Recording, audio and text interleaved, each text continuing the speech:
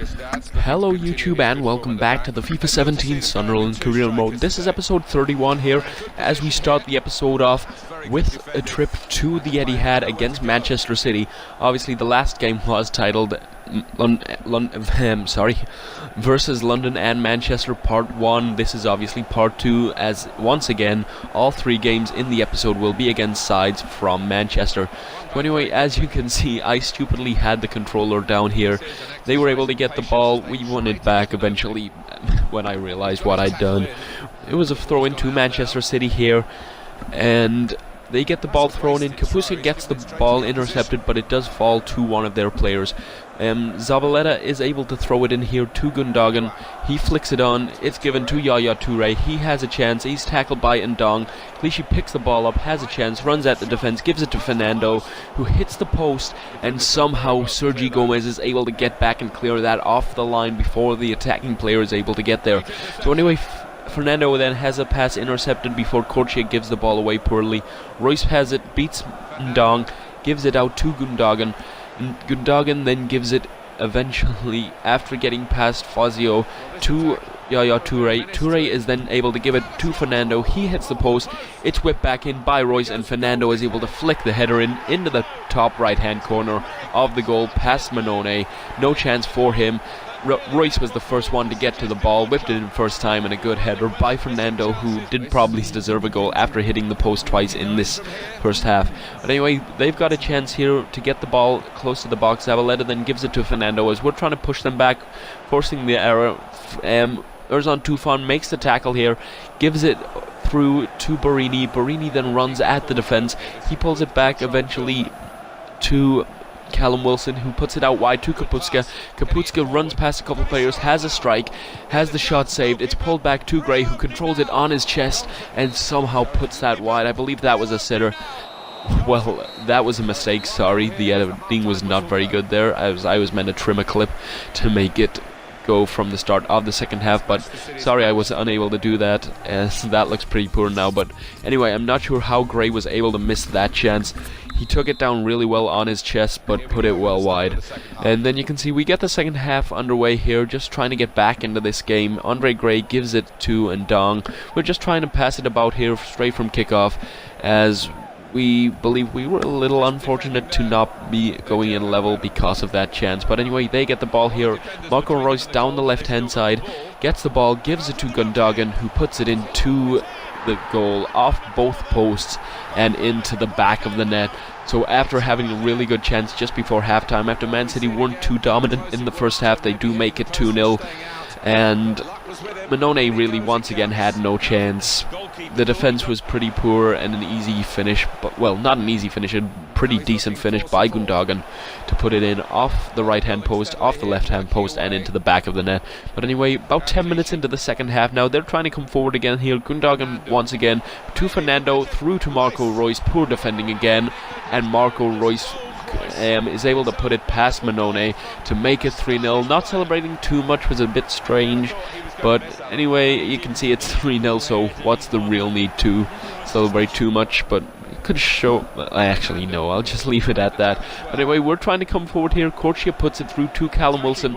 Wilson then runs down the left hand side, comes back onto his right foot, gives it to Danny Barrera. Barrera to Corchia, out wide to Borini. He has a chance, puts it into the bottom left hand corner, makes it 3-2.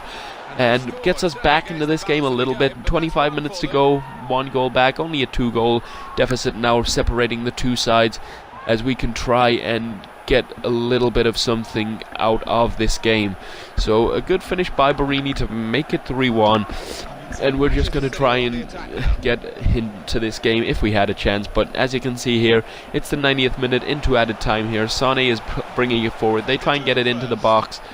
It's pretty much blocked. Manone picks up the ball. We're trying to throw it out, but Kapuska is the last player on our team to get a touch, as the referee blows the final whistle to end the game at 3-1 to Manchester City. Pretty disappointing result there, but when you go to the Etihad, you don't really expect much. We would have really liked to draw. I don't think they deserve to win by 2, but probably they did deserve to win by 1 at least. So, you know, But anyway, we get into the second game of this episode, which is once again away from home to Arsenal this time. We win the ball here, and we're trying to get the ball back off of them because they're passing it around well. Cazorla gives it to El Neni. He plays a 1-2 with the striker. I wasn't sure who that was, but Bruno Perez picks it up here. Oxlade-Chamberlain gives it to Giroud, who was the striker. Back to Oxlade-Chamberlain, back to Giroud. Giroud then looks for the ball through, but he is tackled by Sergi Gomez. He tries to play it down the line to Cosri. Cosri beats his man, El Neni, runs it down, gets into the centre, looks for the run of Andre Gray, but it's a poor ball. Gibbs is able to pick it up, and they can just come on the counter-attack here. Alexis Sanchez gives it to Giroud. He gives it to Cazorla. Sanchez then gives it to Chamberlain. He gives it to El Neni. El Neni tries to play the pass. The first shot is blocked. And oh my god, I can't believe that.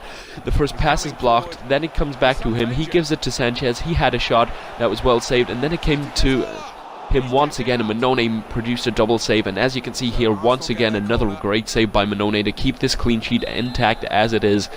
Manone coming up against his former side in Arsenal, and sorry I lost the commentary a bit, but it did take away from how good of a goal double save that was from Manone to first of all make the save with the hand. Then I'm pretty sure the second one was saved by the feet, but I wasn't too focused as I was messing up what I was saying.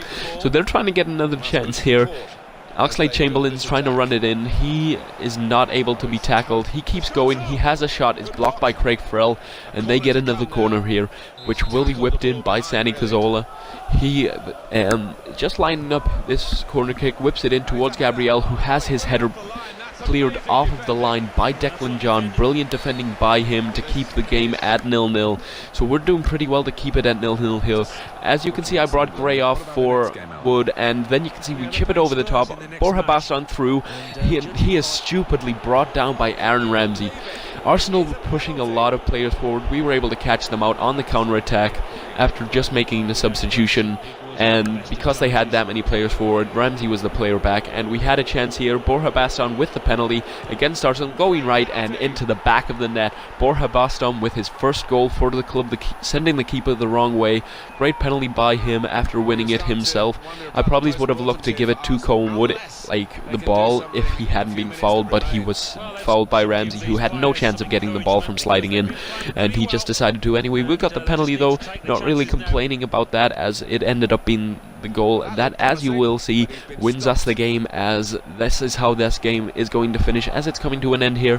4 minutes at a time. We're just trying to get forward again. Barrera gives it out to Kazri. He flicks it on, and as he does that, the referee blows his full-time whistle and gives us a win in a pretty difficult situation, and somehow we got away with the win. As you can see, Arsenal probably deserved to win that game. Once again, them dominating and us just doing enough to get chances, and this time we actually took our chances. So as you can see here, we're having a look at the monthly scouting report of all three of them right backs in there, looking pretty decent. And then we get our final scouting report of the season, and you can see we're signing up a couple players here, Ewan Price being one of them, Connor Bennett and Toby Jackson.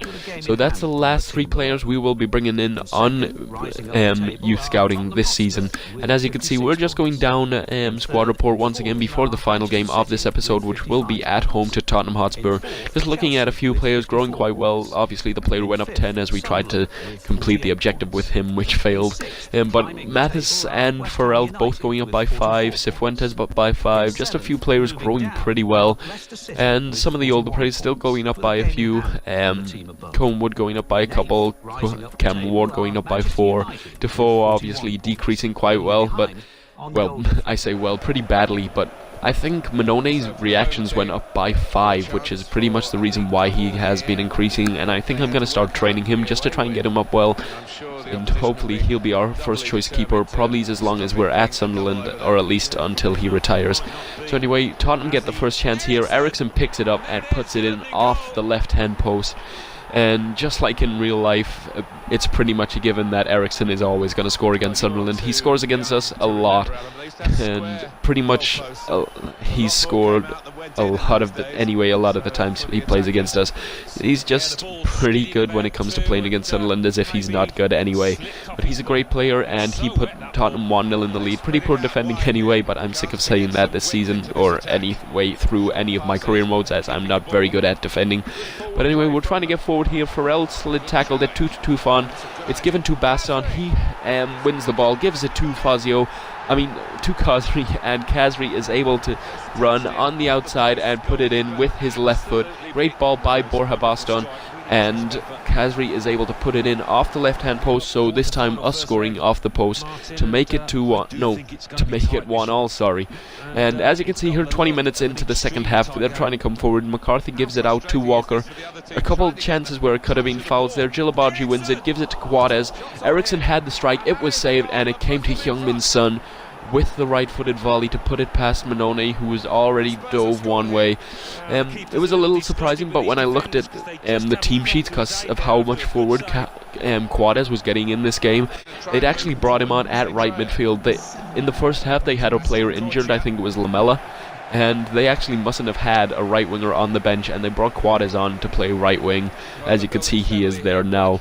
So anyway, we're trying to get forward from kickoff. Just after that, Declan John plays it through to Wabi Kazri, who has a shot off the post, and it falls nicely for Borja to put it into the back of the net with a tap-in to make it 2-2 just after going behind. Great ball through by Declan John. Kazri had a chance to get his second. Once again, he hit the post, but this time it didn't trickle into the back of the net, and Borja is able to tap it in. But anyway, not long to go here. They have a chance, header straight at Manone. He throws it out to Kapustka, who is tackled by Quades. He gives it to Davies, and he can just get it forward to McCarthy. McCarthy then gives it to Dembele, who plays it into Vertonghen. He gives it to Janssen, and look at how poor that defending is. Two players running past him, and Janssen is able to turn onto his left foot and put it into the back of the net. A player who hasn't really had many chances in real life and hasn't been doing too well, I believe, when he's been playing. But 7 minutes from time in this game, he puts Tottenham into the lead. Just two players both followed the ball. No player going to right centre back, and we go 3-2 behind. So pretty disappointing. As you can see, that is how that game is going to end. That is how the episode ends, with us getting 3 points, which is pretty decent considering the three sides we've played today in Man City, Arsenal and Tottenham. But if you did enjoy this video, please do leave a like. Thank you very much for watching. If you want to see any more of this career mode, please do subscribe, as that is much appreciated. But anyway, once again, just want to say thank you for watching this episode of the Sunderland career mode. See you later.